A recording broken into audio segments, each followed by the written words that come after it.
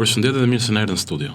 Shumë faleminderit edhe për ftesën, thashë shera e parë reimja këtu edhe Besoj se nuk do të jetë vetëm hera e parë, do të ketë edhe herë të tjera. Ajo varet nga ty kam përshtypjen. Po, patjetër. Përse thekson rëndësinë e qendrës qytetare në një proces zgjedhor? Shiko, unë kam përshtypjen që çështjet e zgjedhjeve, po edhe çështjet ligjore ose demokracisë në shoqërinë tonë në këto 30 vite, jam i sigurt që nuk janë kuptuar mirë nga qytetarët, po jo për fajt të qytetarëve. Përgjithsisht kam përshtypjen që demokracinë qytetarët e kanë kuptuar nëpërmjet partive. Pra kanë qenë partitë ato që e kanë mësuar qytetarin çfarë do të thënë demokraci, çfarë do të thënë pluralizëm, çfarë do të thënë zgjedhje. Mirpo zgjedhjet në fakt janë eventi më i rëndësishëm i demokracisë. Mirpo kur e mëson nga partitë se çfarë është demokracia, është një konflikt interesi se partitë do të shpjegojnë çfarë intereson atyre të shpjegojnë. Ajo shumë drejt. Dhe kam përshtypjen që nuk i kanë treguar qytetarëve që në demokraci ti si individ ke vlerë për shembull, ose një vot ka vlerë. Po ta vesh re, partitë politike thonë, nuk ka vota vlerë, domethënë ti mund ta ja e votove një do ta çosh dëm, çohet te ky këtu se ky ka mundësi që të fitojë. Domethënë bëjnë ca kalkulime që janë në interes në interes të partive. Nga ana tjetër ka një seri elementesh ku në demokraci është shumë e rëndësishme qytetari si individ dhe vota si unike. Dhe këtë nuk ta shpjegon askush nga partitë politike, por prandaj ne mendojmë që ka rëndësi shumë, le të themi, kjo qendresa e qytetarit në proceset e zgjedhjeve dhe kur themi procesi i zgjedhjeve bëhet fjalë për elementin më të rëndësishëm të procesit demokratik. Patjetër, zgjedhjet është një nga elementet e demokracisë që qytetari vendos se ku program do të shkojë, por a mendon ti se ka brenda partive ka demokraci? Ky është një problem tjetër dhe absolutisht nuk mendoj që ka demokraci. Edhe dikush është fatkeqësia më e madhe, është që përveç se partitë e mëdha të cilat vinë nga një tranzicion i madh edhe le të themi nga një kaluar ku ishte shoqëria pak më e mbyllur, unë nuk shoh as brenda partive politike që krijohen rishtas të rejat të kenë një qasje drejt parimeve demokratike.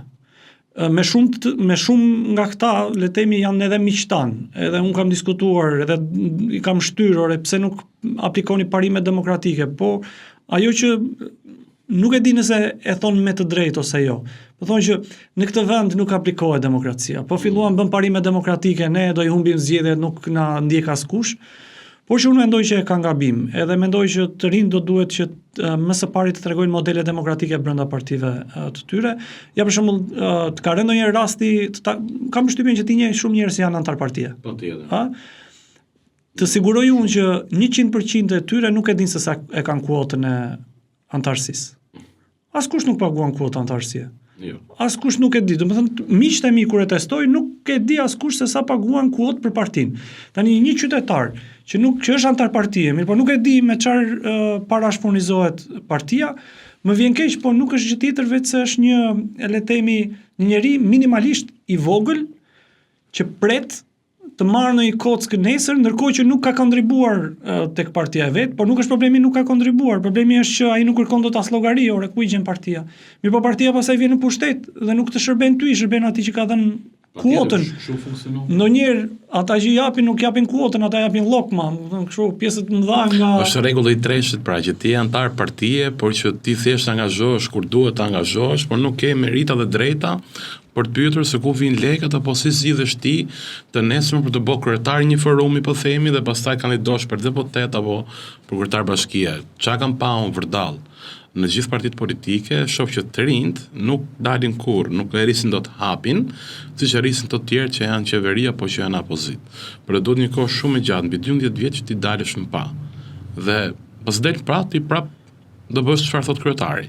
Dhe këtu nuk ka një sistem të mirë demokracie nga vetë nga partitë. Po kush janë arsyet kryesore që nxisin qytetarët të ankohen ndaj institucioneve ose procesit zgjedhor? Ne të kemi pa migeni i KQZ-s. Shkon KQZ vazhdimisht, do të thonë, kush janë të problemet? Është shumë interesante sepse unë më zgjendur shpesh me ekipin e qendresës të jemi në KQZ. Edhe në fillim, edhe për shkak të kapaciteteve, sot përfaqësohemi nga Dimitri, një djalë i ri, jurist i cili është i talentuar edhe na përfaqëson aty. Po më përpara edhe për shkak të mungesës së kapaciteteve, po dëshirës për të denoncuar, shkoja unë me Rigelsin. Në kohë Rigelsi është njohës i mirë i ligjit, po unë jam me profesion arkitekt, pak e njoh ligjin.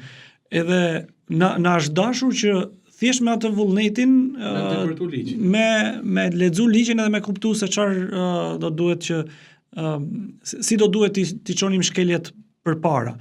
Dhe mua më vjen mirë që sot, për shembull, pjesa më e madhe e shkeljeve që ne kemi denoncuar ose të gjitha shkeljet që ne denoncojmë dhe çojmë në KQZ, identifikohen nga të rinj. Nga ose sa kanë mbaruar si keni identifikuar problemin. Ose sa kanë mbaruar universitetin ose janë ende në universitet. Ata përgjithsisht në zonën e tyre ose shikojnë lajmërimet për fushatat, ku bëhen si bëhen makinat e shtetit, kariget kush i sjell, kush zyrtar merr pjesë. Kryesisht ajo që është me si të thua më intensive është ti monitorosh në kanalet e tyre të komunikimit. Pra çdo lider politik, pasi bën një veprimtari politike, ai e shfaq tek mjetet e tij të komunikimit, që mund të jenë Facebook, mund të jenë website, mund të jenë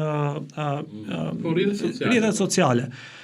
Aty ti mund gjesh elemente dhe detaje shumë interesante, kur një drejtues politik për shembull shkon tek një shkollë, ai është automatikisht në shkelje të ligjit. Merren fotot, përgatitet dosja, ngjitet mbrapa këliç që ka shkelur, shkohet në KQZ dhe duhet të thënë që janë dënuar le të themi një masë e madhe individësh të cilët nuk mendoheshin që mund të dënoheshin përpara. Dhe në KQZ, përgjithsisht kur njerëzit e shohin KQZ-n, e shohin kështu këtë debatin midis PD-s dhe PS-s brenda. Mirë po, unë aty vetë kam kuptuar që ajo është aq proces ligjor, sa narrativa nuk ka vend. Dhe përgjithsisht partitë politike flasin me narrativ. Dhe ti nga televizori thua, ore, mire ka PD-ja, mire ka PS-ja, më shiko, se ajo është narrativ, më kupton. Televisioni e ka bërë detyrën e vet. Po jo, është si të ndjekësh një çështje gjyqësore, po mos jesh as jurist as ti mund t'i japësh të drejtë kujtdo. Ndërkohë që ligji ka tjetër gjë dhe tek procedura ka tjetër gjë. Ne kemi qenë të saktë. Për shembull, mbajmë një palëzjedhje, ka shku PD-ja kishte ankesa. Edhe vjen me një fugon të madh dhe një 4-5 çuna që ngrinin dosje. Po, kujtove. Edhe dosjet i futën ata. Mbas atyre shkoj unë me Rigelsin dhe unë Rigelsin mante në dorë një dosje të holl fare, unë me duar në xhep.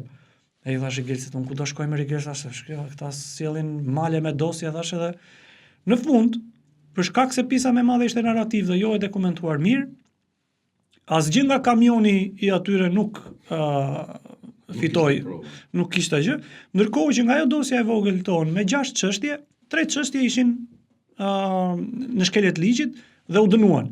Prap ishte në favor të opozitës, në kuptimin aty u dënuan zyrtar të lartë shtetit të cilët ishin në shkelje të ligjit, ishte kryetaria e Bashkisë së Durrësit 2 herë, kryetari i Bashkisë së Rogozhinës, drejtori i Agjencisë Emergjencave Civile, sekretar të përgjithshëm të ministrive, individ të cilët sigurisht kanë një lloj valence dhe mirë po është e rëndësishme të respektosh procedurën dhe të jesh i saktë në denoncim. Po si kanë ndodhur këto çështje që keni denoncuar dhe dobitur? Ka pas ndonjëherë forma presioni ndaj jush nga ato individ caktuar? Është e rëndësishme dhe kjo. Shiko, kjo është e rëndësishme, po ne unë po e them kështu, në komunikimin publik edhe me qendresën qytetare ne kemi rënë dakord që rastet të presionit të mos i bin publike në kuptimin e demotivimit të qytetarëve. Pra, ky mund të jetë një rast shumë i mirë për të heroizuar, për të thënë që shife na erdhi ky bëri këtë sa të rrezikuar jemi, po ne nuk mendojmë që është mesazh i dur për qytetarët, sepse e rëndësishme është që të denoncosh edhe të motivosh të tjerë të e them këtë sepse në Shqipëri fatkeqësisht momenti që ti denoncon, publikon një investigim, çfarëdo që ndodh një gjë kundër dikujt tjetër, mbrapa merr ngritma presioni. E vërtetë është. Dhe kjo të ndikon shumë tek puna. Shumë ndjenin time ka koleg pafund që e kanë nisë te puna e investigimeve, akuzimeve, më the të thash dhe mbrapa e kanë lënë për gjys, sepse dihet që mbrapa ka një gjë tjetër që më e fortë se sa ne. Po interesante kjo puna e gjobitjeve, a përsëritën të rastës sërish? Përsëritën dhe ky është problemi kryesor. Shiko, dy partitë. Sa e vendos gjopën KQZ, po themi? Ja ta them unë. ka gjoba minimale nga 10.000 lek deri në maksimale 1 milion lek. Të vjetra, do të them 10 euro deri në 1.000 euro. Tani imagjinoni se një zyrtar i lartë sa dëm i bën qoftë edhe 1.000 euro. Po për shembull një nga gjobat që është vënë para pak ditës është 30.000 lek. 30 euro. 30 euro. E keni parasysh atë aktiviteti që bëri kryeministri në qendër me punonësit e bashkisë? U gjet në faj jo kryeministri, po u gjet në faj, ne mendojmë që ishte një artific për të mos, le të themi, ose një interpretim ligjor që e çonte fajin te bashkia, po jo ai që ne mendojmë që është realisht i fajshëm që ishte kryetari i bashkisë. Mirë, megjithatë, sekretari i përgjithshëm i bashkisë mori 30.000 lekë gjop. Tani 30.000 lekë gjop, ti kur merr gjop për partinë, ti ka mundësi që ta përdorësh atë si spalet, si ato yjet që merr generali, e ke parasysh, edhe këta çka kanë bërë? Kanë marrë gjoba dhe kanë vajti kanë thënë partisë, shife, unë sakrifikohem për ty, marr gjoba për ty. Edhe në shumë raste jam shpërblyer, ose kanë rikandiduar, nuk janë marrë masa qoftë administrative, qoftë politike. Por ka një detaj shumë të rëndësishëm që qytetarët duhet të jenë shumë të vëmendshëm, se nëse nuk i dënon partia, nëse nuk i dënon le të themi ligji, duhet të jetë qytetari ai që bën një lloj kontributi. Pra, individët të cilët janë shkelës, të paktën t'i dënojnë politikisht. Fatkeqësisht nuk ka ndodhur kjo. Edhe politikisht nuk janë dënuar. Pra ata vazhdojnë të jenë të votuar. Sipas mendimit tat, a kanë qytetarët mosbesim ndaj tillë sistemi dhe mungesë transparencës në zgjedhje? A reagojnë qytetarët? Shiko, unë besoj që ka qenë më problematike situata e mosbesimit të qytetarëve ndaj proceseve zgjedhore, edhe për shkak të problemeve që procesi ka pasur. Unë besoj që ndajmë të gjithë qëndrimin që ne bëjmë çdo herë dhe zgjidhje më të mira. Mund të jemi të pakënaqur, por unë jam i sigurt që ajo që vihet ai që vetë e fut fletën te kutia e votimit, unë jam i bindur që ajo fletë lexohet. Më përpara ka pasur probleme të tilla që ti thonje, domethënë qytetarët thonin, çado që të votosh ti nuk le vota ata tjetërsojnë, jo komisioneri, jo sot është e pamundur. Kush e njeh procedurën është e pamundur. Vota kalon në kamera, mblidhet në qendra numërimi, aty kush ka vëzhgues, dhe është një detaj interesant se nuk e them se besoj që është kështu. Po partitë politike gjithmonë kërkojnë që disa kuti të hapen. Se mendojnë që janë vjedhur vota në kuti. E di çka ka ndodhur, ka pasur disa raste që partia që është ankuar ose individi që është ankuar ka marrë madje më pak se sa i është numëruar.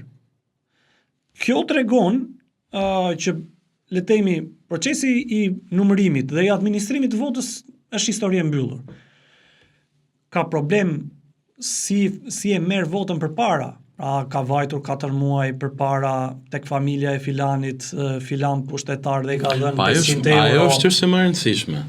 Tani kur bëhet fjalë për shitje dhe blerje të votës dhe ndikim të votës, ky nuk është çështje mosbesimi. Ky është qytetar që ka qef ta shes votën dhe e shet votën, domethënë çfarë mosbesues. Po jo vetëm qef, është edhe qytetari mendon që po hall është, qytetari mendon që vota ime nuk do zgjidhja si lloj gjoje, ne jemi një qytet shumë të vogël, i lagje shumë e vogël, një fshat shumë i vogël ku njihemi me të gjithë. Po do s'do ai tipi ka rregulluar rrugën nga lagja ime, shtroi ndyn asfaltin, vuri 2 poça dhe pse mos e japim ne atit? Ai nuk është fare në pushtet, ose është në pushtet dhe të japim atit se ai na ka kryer punë. Pra një herë në 4 vite, çka kam ndjekun për gjatë këtyre nga 2020 të themi që jemi aktiv në media, çka kam ndjek, thonë që gjithmonë presim kur vinë zgjedhjet që të bëhet në rrugë. Kjo prandaj është kjo që njerëzit e shesin votën se kjo është e vërtetë. I ke bën një investim. Po kur për shembull, kush është fenomeni më i drejtë për drejtë i shitjes së votës? Lek në këmbim të votës. Pra dikush ti jep lek dhe ti jep votën. Unë për shembull kam dëgjuar deri në 500 euro, nuk kam dëgjuar më shumë se kaq. Mirë, 500 euro nuk janë pak. Por janë shumë, po nuk kam dëgjuar më shumë se kaq. Që kanë hapin. Unë nuk e di nëse, nuk besoj që kaq është, po kaq mund të jetë më e madhe sa kemi dëgjuar. Tani, edhe po të bësh një llogari. 500 euro, nëse ti bësh një koqir, ja do të zgjasin 2 muaj. Me zor të madh. Po ja një koqir. Ose bën blerje teknologjike.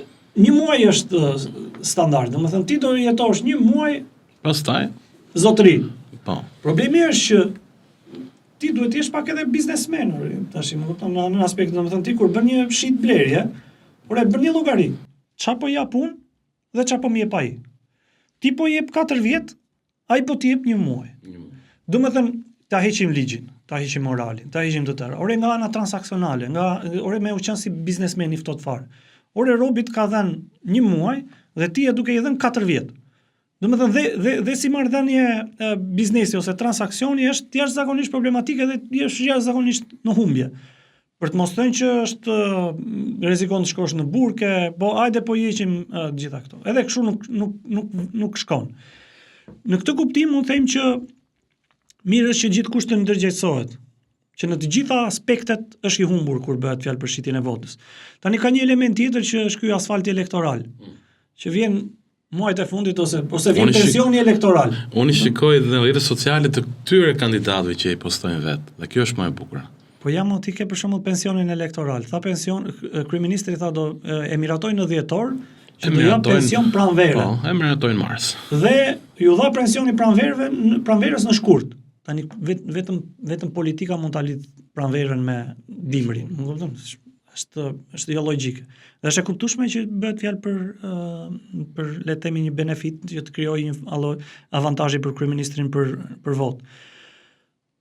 Nuk duhet të ndodhë, por problemi është ta jemi ne të mirë informuar mbi procesin demokratik, ajo ku e nisëm më përpara. Nuk besoj. Ky është problemi kryesor. Do dohet bëja një pyetje që e lidh me këtë. I kam vënë re shpeshherë dhe vetes time kur udhtoj jashtë Shqipërisë.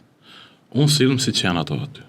Pra, respektoj rregullat e qarkullimit rrugor, respektoj radhën në supermarket, respektoj radhën kur marr ushqimin në një qendër tregtare, por nuk bëj çfarë bën Shqipëri. Pse është kjo? A ka lidhje kjo me demokracinë?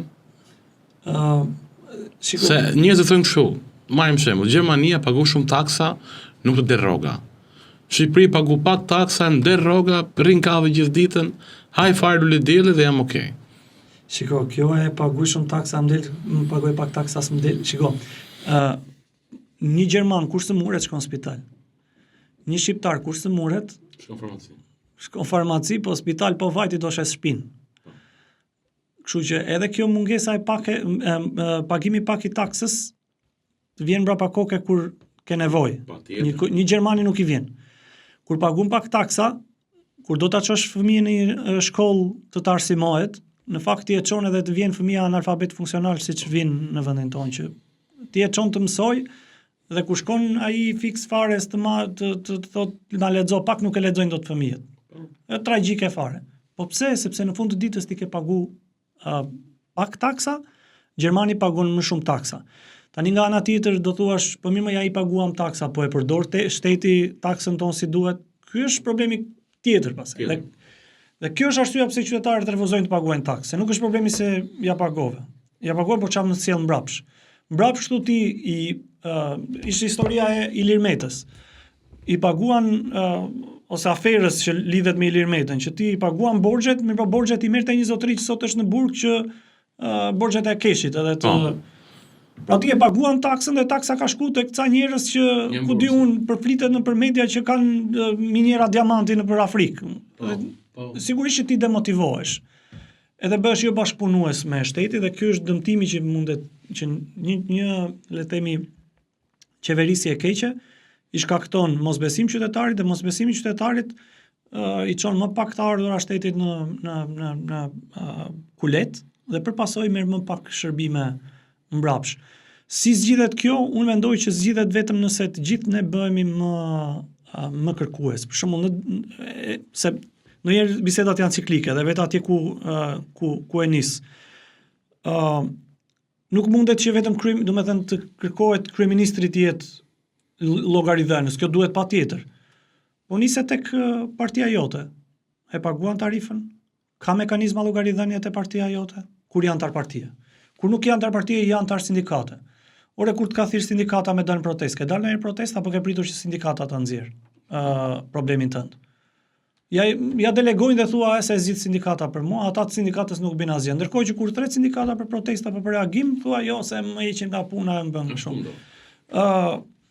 Kur je antari i FSHF-s, e mendon që ka 30 vjet kryetari i FSHF-s atë?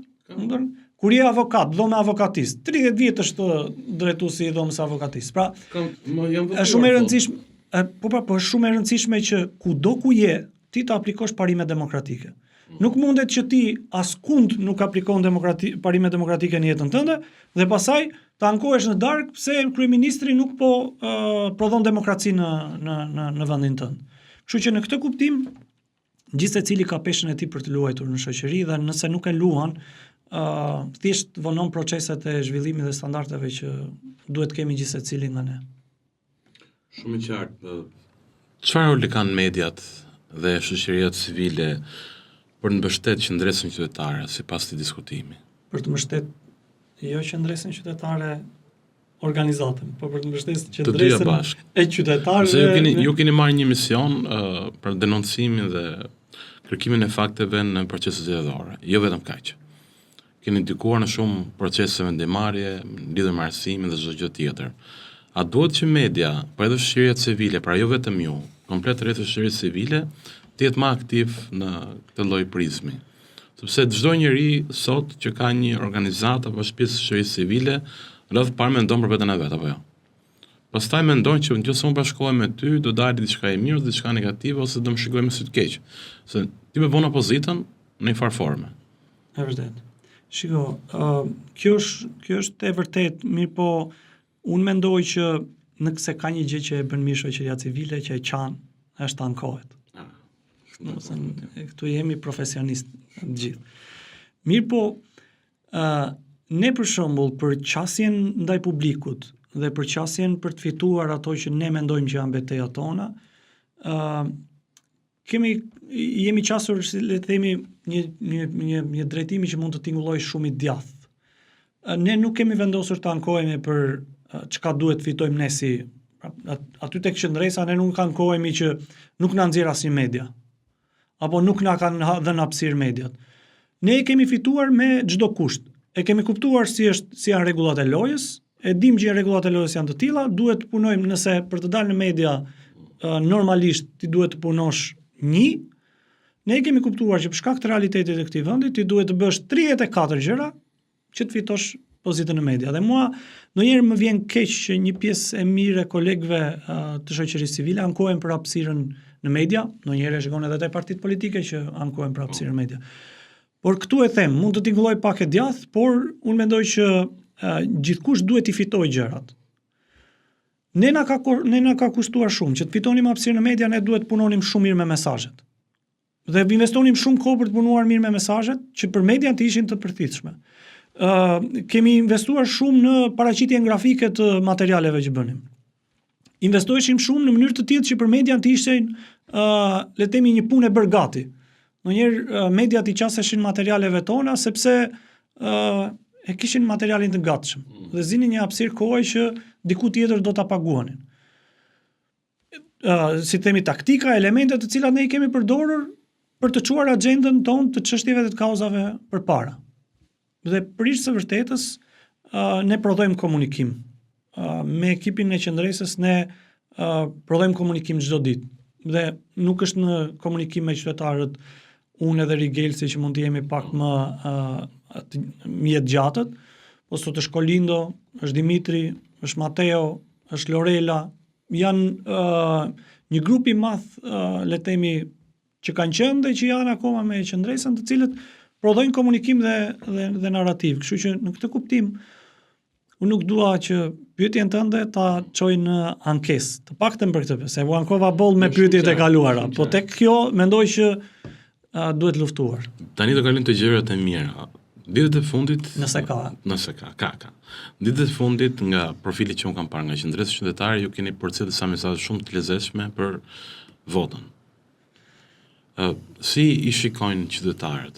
A mendojnë që ka shkuar mesazhi? A mendojnë që ka ende nevojë për shumë punë?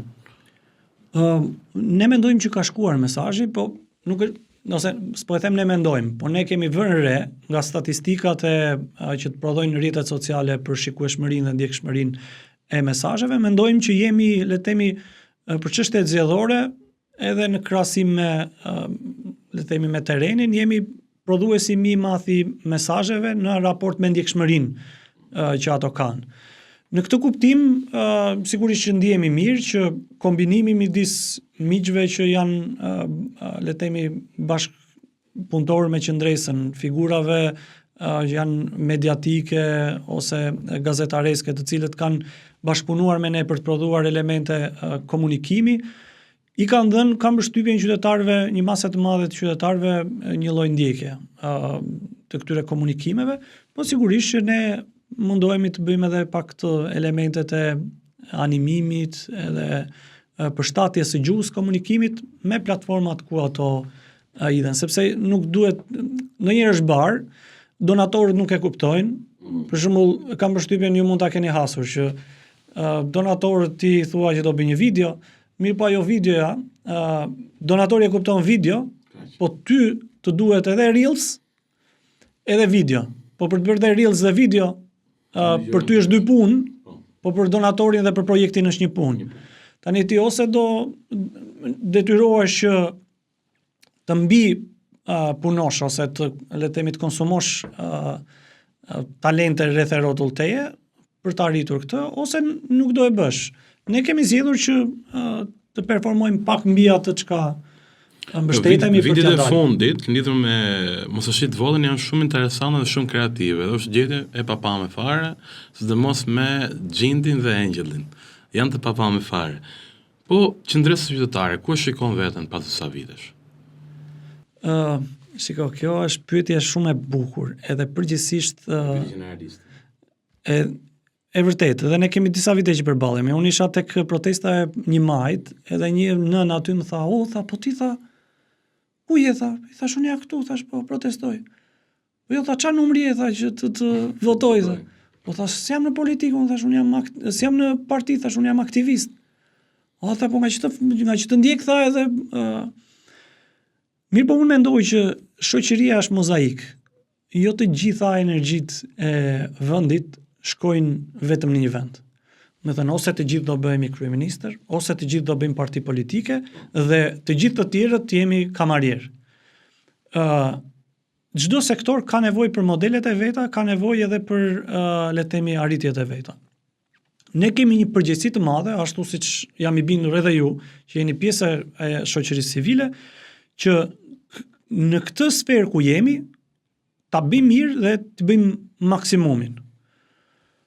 Dhe ne e shohim angazhimin qytetar se një nga problemet më të mëdha në vend. Pra parti politike ka 130, ose në zgjedhje këtë vit ka 12 parti, nga të cilat po të futesh e koalicionit mund të bëhen diku te 25. Kështu që te kjo pjesë jemi mirë, nuk kemi keq. Unë mendoj që sektori i shoqërisë civile ka nevojë për më shumë punë dhe nuk është misioni mbaruar. Nëse do konsideroja shoqërinë civile mision të mbaruar, atëherë do thoja po, shiko, kemi një vizion tjetër që të bëjmë një gjë këtu. Po absolutisht nuk ka mbaruar. Për momentin nuk e shohim në politikë. Për shembull, qytetarët, jo në politikë do më shihni se unë jam gjithkohës në politikë, nuk jam parti. Po ne çdo ditë bëjmë politikë. Dhe unë besoj që një pjesë e mirë e ekipit të qendresës individualisht po t'i marrësh janë shumë më të fuqishëm se sa disa deputet brenda kuvendit. Dhe shumë më ndikues në vend se sa Të njëjtin mendim ndaj edhe unë me shoqërinë civile që ka njerëz shumë të aftë që do ishin shumë më mirë në parlament. Se sa këto që kemi, sepse mendoj që janë shumë të aftë dhe drejtë për çfarë ndodh me Shqipërinë dhe prej vitesh shoqëria civile reagon. Dhe pse do të jemi ne të reagojmë për një rrugë që nuk e bën qeveria, po themi, ose bashkia. Shumë ka ndodhur shumë raste. Kam vizituar gjithë Shqipërinë ku jetojnë komunitete më të varfëra dhe e shoh që ka shumë probleme infrastrukture dhe kudo tjetër në shërbimin publike. Pse do të jemi ne gjithë kohës të reagojmë kur vetë bashkia me një gamë punëtorësh shumë, pra janë fryrë dhe listat e stafeve, nuk arrin të bëjnë një punë sistematike. Por që unë doja të dile pak në aspektin personal si pyetja e fundit. po. Ti e ke nisë karrierën në 2008. Me një organizatë e cili e marrë me komunizmin. Po. Jam i saktë? Po, e vërtet. Pas komunizmit e marrë me arkitekturë, e mbaruar studimet dhe tani me qendresë qytetare. Si shikon të vetën tate pra nga komunizmi, demokraci dhe tani e qendrëstar? Unë kam përshtypjen që ka një emërus të përbashkët e gjitha kjo që bëj, që është le të themi dëshira për të pasur një le të themi qytetarim më të angazhuar ose njerëz më të fortë brenda shoqërisë tyre. Unë dua të jem në shoqërinë time për aq sa më jep ligji, po të bëj kështu një gangster, në kuptimin që ku shkoj në zyrat e shtetit, gjithkush ta kuptoj që aty është për të më shërbyer mua dhe duhet të më jap çfarë më jep ligji. Mirë, po këtë t'ja bëj çdo qytetari në vend.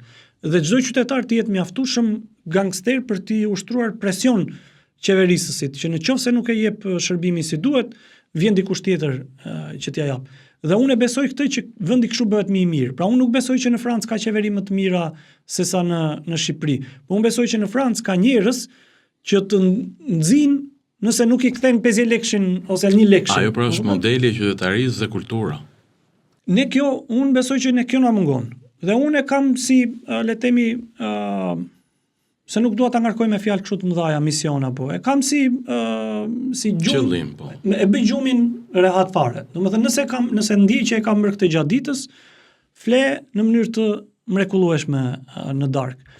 Kështu që unë sigurisht që profesioni im është arkitekt dhe kjo ka qenë profesioni im i parë dhe punët e mia të para në kuptimin edhe të sigurimit të standardeve për shkak të një profesioni të paguar mirë, ndërkohë që prej shumë vitesh ka qenë një dualizëm midis profesionit edhe sigurisht që 2 vitet e fundit le të themi kanë qenë më të orientuara drejt organizatës dhe ekipit qendresës edhe për shkak të eficiencës le të themi edhe impaktit që kemi krijuar në shoqëri. Kështu që por edhe brenda edhe të qenurit aktivist, unë veproj le të themi sipas formimit tim si arkitekt.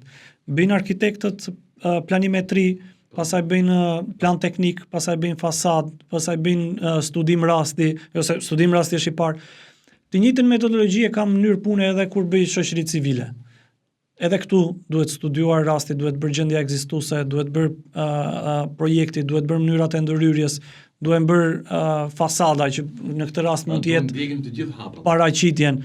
Po kam përshtypjen që kjo mund të funksionojë në çdo lloj si metodologji për çdo lloj profesioni. Po për shkak se ky është formimi im, unë ndjej që bëj arkitektin edhe gjatë bërjes së aktivizmit edhe punës në le të themi me qendresë. Unë falenderoj shumë që ishe pjesë e podcastit Community Voice. Besoj që në këtë bisedë solën disa gjëra shumë të rëndësishme për qytetarët dhe për gjithë shikuesit. Uroj që një ditë vendi jonë do ndryshojë. Do arrijmë të kemi kulturë europiane që të zgjedhin dhe të vendosin me mendjen tonë dhe me mendjen e tjetrit. Është mesazh shumë i bukur, edhe këtë mund ta bëjnë vetëm nëse gjithkush të mendojë që duhet ta bëj vetë, jo ta bëj dikush tjetër vendin e tij për të. Kështu që unë të falenderoj që më ftuat, e shijova, edhe pastaj do pres nëse do më vi në ftesë kështu në të ardhmen. Patjetër. Shumë faleminderit. Falenderoj.